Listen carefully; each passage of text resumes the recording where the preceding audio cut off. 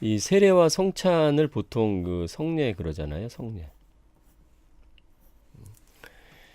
어, 카톨릭 교회 같은 경우에는 칠성례, 일곱 가지 성례를 하고 우리는 이제 두 가지, 세례와 성찬 두 가지 정도 하죠. 여러분 세례를 어떻게 받으셨는지 모르겠지만 저도 세례를 고등학교 때인가 세례를 받았어요. 지금도 기억이 나는데 이제 저는 장로교에 다녔기 때문에 이제 세례를 받았고 침례교회나 뭐 순복음이나 이런 침례를 받는 분도 계신데 저는 그 세례를 받았거든요. 고등학교 1학년 때.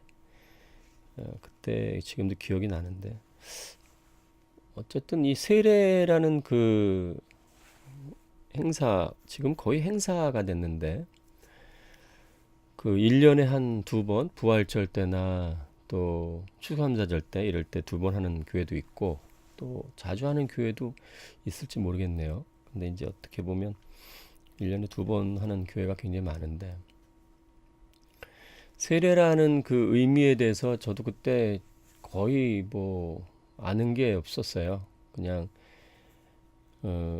세례 문답하고 교육 좀 받고 그 다음에 이제 주일날 세례를 받았죠. 근데 이 세례가 굉장히 중요한 의미가 있는데 그 의미에 대한 것을 거의 그 모르고 세례를 받는 경우가 굉장히 많아요. 요즘에 뭐 군대에서도 세례를 주잖아요. 교회에서 그때도 이제 세례를 단체로 굉장히 많이 주시고 하는데 어떤 세례의 의미가 좀 정확히 알고 세례를 받으면 좋겠는데 그냥 자꾸 이제 어떤 형식적으로 자꾸 흘러가는 것 같아서 조금 마음이 아프죠. 그 세례가 뭐하고 뭐 어떤 상징하고 이제 상징적으로 보면 구약 시대 때 그 홍해를 건넜잖아요. 이스라엘 백성들이 그게 세례거든요. 홍해를 건넌 것이.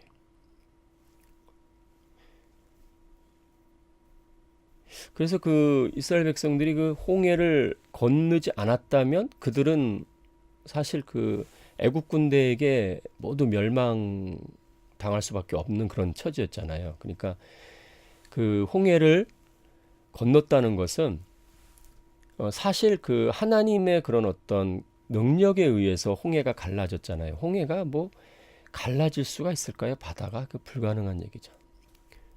그러니까 홍해라는 그 바다가 사람의 힘으로는 가를 수 없는 것이고 그 홍해가 갈라져서 사실은 이스라엘 백성이 건넜지만 그 홍해는 사실 갈라질 수가 없는 거죠. 그러니까 이스라엘 백성들은 그 물 가운데로 지나왔기 때문에 사실은 죽었다고 봐야 되는 거죠.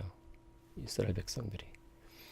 그래서 그들이 홍해를 지나왔다는 것은 이제 예전의 이스라엘 백성이 아닌 새로운 하나님의 백성이 되었다는 것을 의미한 거죠. 그러니까 세례는 어떤 죄 씻음도 포함하지만 더 큰 의미로 보면 세례를 받았다는 것은 이제 그 옛사람이 죽었다는 것을 의미하는 거죠. 우리가 계속 이제 요즘에 우리가 옛사람에 대한 얘기를 계속 하고 있는데 그 아담의 후손이었던 그리고 본질적으로 우리는 수용성의 존재라 그랬는데 그 수용성의 존재가 본질적으로 우리 인간은 혼자 살아갈 수 있는 존재가 아니거든요.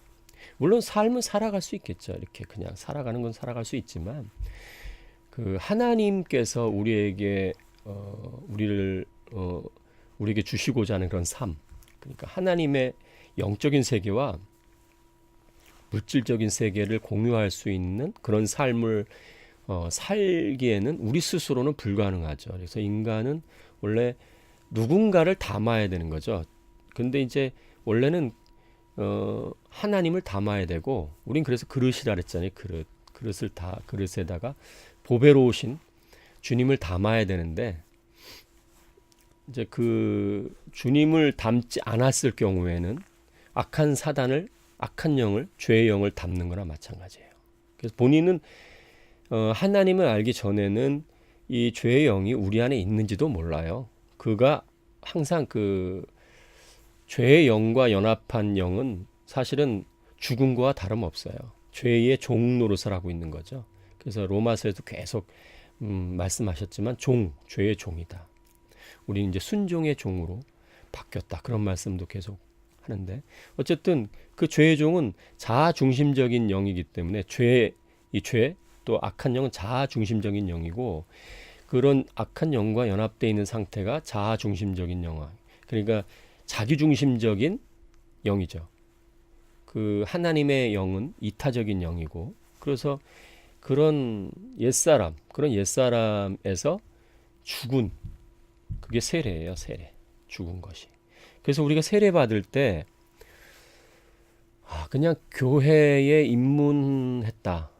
그냥 내가 어떤 예수 그리스도를 이제 믿는다. 그런 차원보다 더 깊은 차원으로 인식을 해야 되는데 내가 그리스도 안에서 옛사람이 죽는 것이다. 그런 의미로 받아들여야 되는데 그런 차원이 그런 교육이나 그런 이해가 되지 않고 세례를 거의 받거든요. 정말 신기한 것은요. 뭔지 아세요? 여러분, 예수님께서 세례를 받으신 거예요. 정말 신기한 거예요, 그거. 그거 어마어마한 거예요. 왜냐하면 세례라는 것은 죄인이 받는 거거든요, 죄인이. 죄인이 받는데 예수님께서 세례를 받으셨어요. 죄가 없으신 예수님께서. 그것은 무엇을 상징하냐면 우리를 대신하여서 세례를 받으신 거예요, 그분이. 우리를 대신해서. 그러니까 우리의 옛사람, 우리 죄, 그분이 완전히 죄가 되셔서 그 우리의 대표자로 세례를 받으신 거나 마찬가지거든요. 정말 놀라운 은혜죠. 놀라운 은혜. 그래서 우리가 보통 성례라고 하는데 성례라는 그 의미가 이제 이것은 여러분 좀 상식적으로 좀 알아두셨으면 좋겠는데 그 성례라는 말은 하나님께서 우리에게 특별히 어떤 그 피조물 중에 어떤 것을 선택하셔서 영적인 것에 대한 증표를 주시는 걸 성례라 그래요. 그러니까 성례 그러면 무슨 얼핏 들으면 거룩한 어떤 그 무슨 행사, 연례 행사 같이 느껴지는 성례. 그러니까 거룩한 어떤 예식 뭐 그런 의미 같잖아요. 그런데 성례는 그런 의미가 아니에요. 성례 그러면 이건 여러분이 이 방송을 듣고 계시고 또 저와 이렇게 교제하는 분들이니까 이런 것은 상식적으로 좀 알아두셨으면 좋겠어요. 성례라는 것은 피조물 중에 하나님께서 피조한 모든 세계 중에 어떤 특별한 것을 하나님께서 선택하셔서 그것을 통해서 하나님의 약속을 증표로 삼는 것을 성례라 그래요. 그래서 예를 들어서 구약 시대에 이제 이 모든 인류가 죄가 만연해서 하나님께서 이제 물로 심판을 하셨잖아요. 그 물로 심판을 했을 때 이제 모든 그 노아의 식구들 제외한 모든 인류가 물로 심판을 받았잖아요. 그 후에 이제 하나님께서 약속을 하셨어요. 내가 이제 다시는 물로 심판하지 않으리라. 그리고 증표를 주신 게 무지개예요, 무지개. 그 무지개를 증표로 주신 거예요. 그게 성례예요, 무지개가. 그러니까 성례는 어떤 성스러운 예식이 아니에요. 그래서 그렇게 우리가 얼핏 들으면 그럴 것 같은데 그런 예식이 아닙니다. 그건 절대로 아닙니다. 그렇게 알고 있으면 안 돼요. 그래서 무지개를 그러니까 어떤 분은 그렇게 또 알고 계신 분이 있어요. 무지개가 그 홍수 이전에는 없었던 걸로 알고 계신 거예요. 그래서 홍수 이후에 하나님께서 무지개를 만드셔가지고 이젠 그것을 이제 무지개를 징표 삼아서 이제 뭐 온 인류는 물로 심판을 안 하시겠다. 그렇게 알고 계신 분이 있는데 그거 아니에요. 무지개는 창세 이후로 계속 있었어요. 그러니까 노아 홍수 이전에도 무지개는 있었거든요. 근데 하나님께서 특별히 그 무지개를 이제는 성례로 삼은 거예요. 그래서 무지개를 보면 여러분과 제가 이제 뭐 요새 제가 예전에 무지개를 한번 봤었는데 쌍무지개예요. 쌍무지개. 무지개가요 동그랗더라고요. 그래서 저는 이렇게 위에 나타난 것만 이렇게 봐서 무지개가 그냥 이렇게 반달처럼 타원형으로 있는 줄 알았더니 이게 동그랗더라고요. 무지개가. 그게 두 개가 있는 거예요. 그래서 제가 쌍무지개를 보면서 와 진짜 멋있다 그랬는데 그 무지개를 보면서 우리는 이제 하나님께서 세상을 홍수로는 심판하지 않으신다는 그 약속을 우리가 새기는 거죠. 다시 한번 생각하는 거죠. 이제 세상은 물로 심판을 받지 않겠구나. 이제 그런 것을 우리가 알게 되는 거죠. 그것처럼 세례가 성례라면 그러면 세례는 어떤 것으로 어떤 증표가 있을까요? 물이에요, 물. 그 물이 성례예요. 그 물로 그 물을 가지고 뿌리는 거예요. 따지고 보면 그 물이 바로 홍해 바다와 같은 거예요. 그리고 1세대가 이제 그 광야에서 죽었잖아요. 죽고 멸망하고 2세대가 이제 다시 가나안 땅에 들어갈 때도 그들도 똑같이 물을 지나가야 했어요. 그래서 요단강을 그들도 반드시 지나가야 되는 거예요. 왜냐하면 이 홍해를 1세대가 걷는 것처럼 2세대는 요단강을 건너야 되는 거예요. 그게 징표로 보면 그게 상징적으로 보면 굉장히 중요한 의미가 들어있는 거예요. 우리는 굳이 왜 요단강을 건널까? 그리고 요단강이 완전히 그때 홍수로 막 차고 넘칠 때 최고 건너기 어려울 때 제가 요단강을 가서 볼 기회가 있었거든요. 근데 요단강이 지금은 다 말라가지고 그냥 걸어서도 이렇게 건너갈 수 있어요. 무슨 개천 같아요. 그래서 뭐 한 20m? 여기 딱 거기 보니까 거기 와서 막 침례를 받는 분도 있더라고요. 거기까지 와서 침례를 행하는 그런 것도 봤는데 한 20m밖에 안 돼요. 그런 요단강을 걷는다는 게 뭐 어떤 그런 느낌이 있을까? 만약 그렇다면 근데 하나님께서는 홍해도 마찬가지지만 홍해도 저 얼마나 무서웠겠습니까? 그 홍해 그 바다 사이를 간다는 게 가슴이 뛰는 거였을 거 아니에요. 정말 이거 나 죽었구나. 정말 하나님 정말 어마어마하시구나. 그런 마음으로 조마조마한 마음으로 감사한 마음으로 갔을 거 아니겠어요? 원래 세례 받을 때 그런 마음으로 받았어야 되는데 그 요단강도 마찬가지예요. 요단강이 막 차고 넘칠 때 막 그 홍수로 차고 넘칠 그때 그 강을 건너면서 정말 그 법궤를 탁 가는 그 제사장이 밟았더니 그때부터 물이 멈췄다니 흐르던 물이 이 바다가 갈라진 그것도 정말 믿기 어려운 정말 하나님의 능력이지만 또 홍수로 강이 또 멈췄다는 그것도 또 정말 믿기 어려운 얘기거든요. 하나님의 권능이잖아요. 그러니까 하나님의 권능을 통해서 살아난 거예요. 그들은 그 안에서 다 죽었어야 되는 거죠.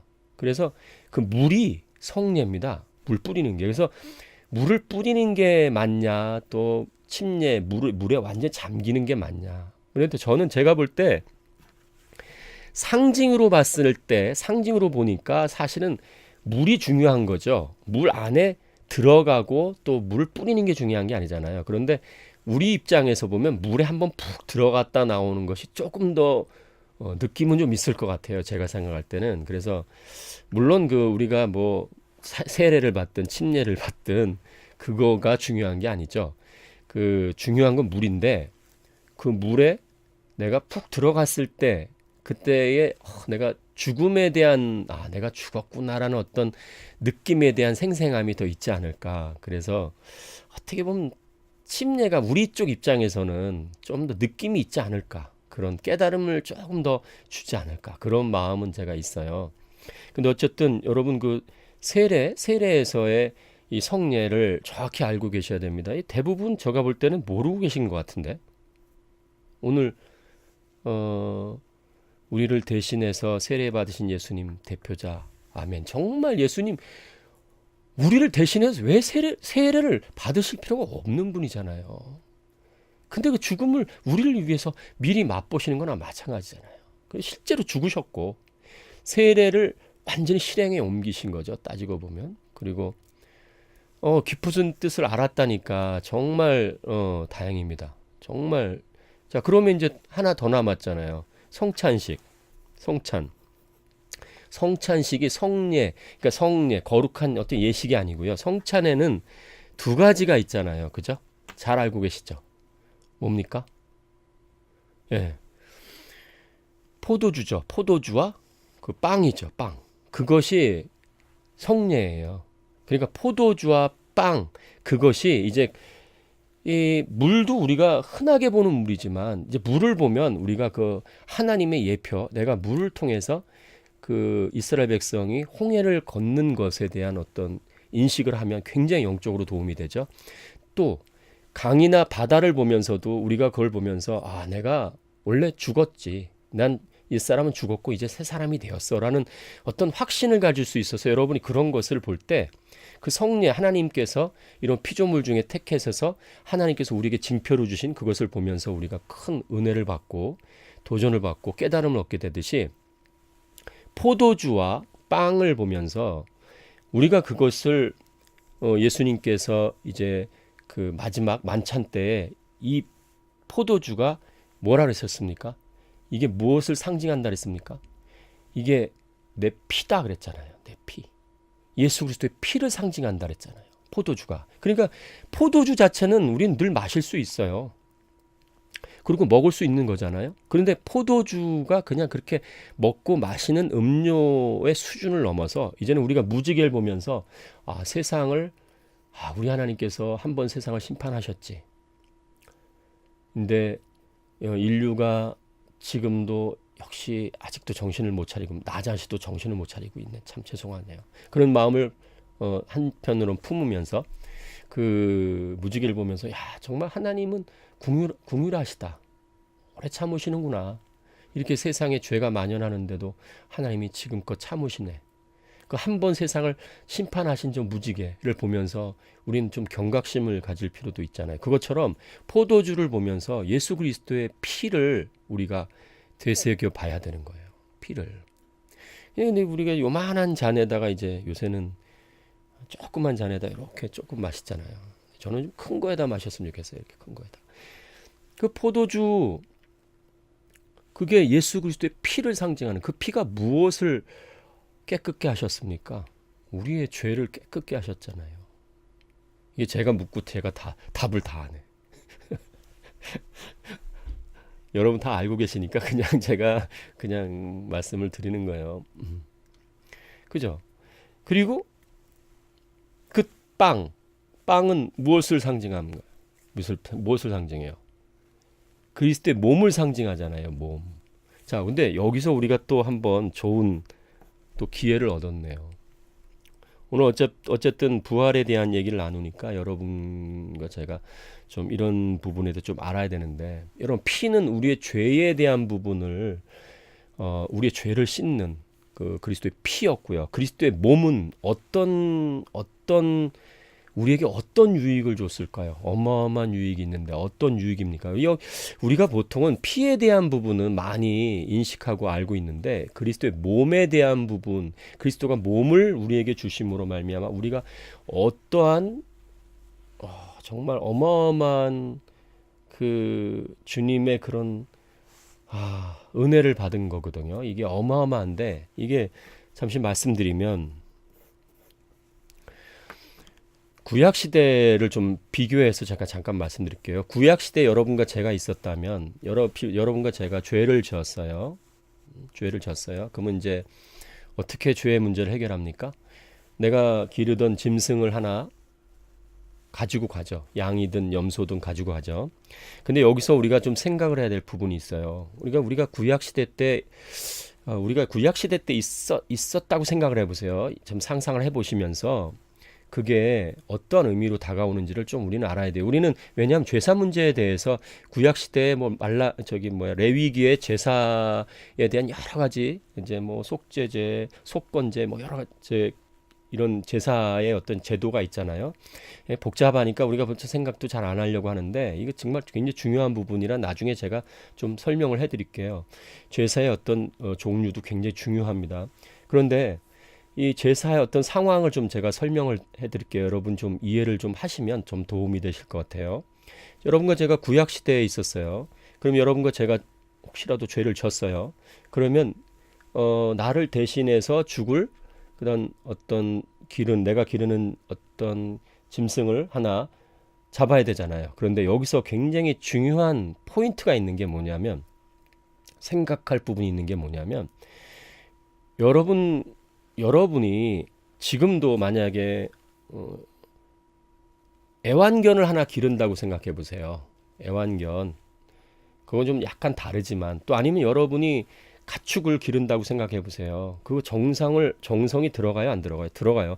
이게 내가 어떤 가축을 기르고 내가 어떤 것을 기른다는 것은 굉장한 정성, 어떤 생명을 기른다는 것은 쉽지가 않습니다. 왜냐하면 어항에다가 붕어 한 마리 키우려도요, 쉽지 않거든요. 그것도 굉장히 신경 많이 써야 되고, 화초를 하나 키우려고 해도 정말 신경 많이 써야 돼요. 그리고 정도 많이 가요. 자요. 구약 시대 때 생명과 다름없어요. 그 가축은요, 자신의 생명과 다름없어요. 가축이 모든 것을 다 좌우해요. 그 당시 때는. 물론 부자는 상관이 없겠지만 대부분의 보통 사람, 우리 같은 보통 사람들은 그 가축은 우리의 생명과 다름없어요. 그 중에서 제일 좋은 거를 고른다고 생각해 보세요. 제일 좋은 짐승을 골라야 될 거 아닙니까? 그것도 나중에 말라기 보면 이스라엘 백성들이 병들고 처리하지 못한 것들을 갖다가 하나님께 제사로 지낸 거예요. 그리고 하나님이 그걸 기뻐 받으시겠어요? 내가 너희의 그런 제사에서 나오는 연기 냄새가 아주 질려버리겠다. 난 너희들 정말 아예 내 앞에서 제사 지내지 마라. 그렇게 말씀하거든요. 이게 변질이 된 거예요. 근데 내가 제일 귀하게 여기는 짐승을 하나 잡았어요. 근데 내가 걔를 데리고 걔한테 제가 어떤 마음이 들겠습니까? 야, 내가 아끼고 정말 내가 생명같이 소중하게 여기고 걔를 돌본 걔가 무슨 잘못이겠어요? 내 잘못 때문에 걔가 죽어야 되는 거잖아요. 그 짐승이. 그럼 얼마나 마음이 아프겠습니까? 여기서부터 벌써 죄의 문제에 대한 것들을 깨닫게 되는 거예요. 그냥 구약시대 때 사람들은 그냥 뭐 자기가 기르던 짐승 중에 하나 잡아가지고 자기를 대신해서 난도질 해가지고 죽여서 그거에서 죄를 사함받았다. 이런 차원에서 물론 생각해도 되겠지만 조금 더 생각해보면, 현실적으로 생각해보면 그거보다 더 깊은 의미가 있거든요. 아니 정말 내가 애지중지하고 키운 것 중에 제일 좋은 거, 그거를 걔가 잘못도 없는 거예요. 근데 내가 잘못해서 걔를 데리고 가야 되는 거예요. 그리고 걔가 완전히 난도질 당하는 거죠. 산산조각 내는 거 아닙니까? 걔가 죄가 됐으니까. 그럴 때 내 마음은 어떻겠어요? 찢어지겠죠. 마음이 정말 아프겠죠. 와, 내가 죄를 짓지 말아야겠다. 야, 죄 진짜 무서운 거구나. 이런 생각 하겠죠. 안 하세요? 안 하실 수도 있죠. 근데 할 겁니다. 그런 게 안 생각난다면 이거 정말 그 정서에 문제가 있는 겁니다, 이게. 감정에 문제가 있는 겁니다, 이게. 한번 진단도 한번 받아봐야 됩니다, 이게. 하여튼 농담이고요. 자, 그런데 보세요. 이 짐승을 가져가서 이제 데리고 와가지고 제사를 지냈어요. 제사를 지내서 내 죄가 깨끗이 됐어요. 그런데 이제 홀가분한 마음으로 집으로 돌아가겠죠. 근데 내가 이런 마음을 가진 거예요. 내가 이 죄 사함 받은 게 너무 기뻐가지고 내가 성소에 한번 들어가 보고 싶은 거예요. 성소에. 그래서 지성소까지 한번 들어가 보고 싶은 거예요. 그래서 내가 지성소로 들어가는 순간 어떻게 됩니까? 죽습니다. 구약시대에 내가 태어났으면 내가 짐승을 통해서 죄사함을 받았다 할지라도 지성소에 못 들어갑니다. 거기는 지성소는 대제사장이 1년에 한 번밖에 못 들어가고요. 성소는 제사장들밖에 못 들어가요. 우리 같은 일반 레위 사람들도 들어가기가 어려운 곳이거든요. 근데 우리 같이 그냥 일반 사람이 죄 사함 받았다고 들어간다? 못 들어갑니다. 죄를 사함 받았어도 못 들어갑니다. 그런데 이 예수님께서 몸을 주셨잖아요. 이 몸이 뭔지 아십니까? 이 몸이 바로 휘장이 위부터 아래까지 쫙 찢어지게 만든 몸입니다.